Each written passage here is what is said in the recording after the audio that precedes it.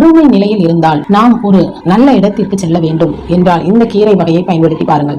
ஒரு கீரையை வைத்து நாம் வறுமையை போக்கலாமா என்றால் கண்டிப்பாக போக்கலாம். நாம் நம்பிக்கையோடு பயன்படுத்தி பார்க்க வேண்டும். நம்ம பார்க்க போறது புளிச்ச கீரை அப்படின்னு உங்களுக்கு அனைவருக்கும் தெரிந்த ஒரு விஷயம்தான். இதை கோங்கோரா என்றும் இந்த கீரை வகையை கூறுவது உண்டு. இந்த புளிச்ச கீரையில 2 வகை உண்டு. 3 இதழ்களை கொண்ட புளிச்ச கீரையும் இருக்கு, இன்னொரு வகை 2 வகை இருக்கும். இது மிகவும் சக்தி வாய்ந்தது. அந்த 3 உருவத்தில் இருக்கும் அந்த கீரைக்கு அதிக சக்தி உண்டு. இந்த கீரையை புதன்கிழமை தோறும் நம் இல்லத்தில் சமைத்து நாம் சாப்பிட்டு வந்தால் மிக மிக அருமையாக இருக்கும். உடல் ரீதியாகவும் சரி, மன ரீதியாகவும் சரி, நம் செல்வ வளத்திற்கும் சரி இந்த கீரை அருமையாக பயன்படும். புதன்கிழமை வாரத்தில் ஒரு நாள்.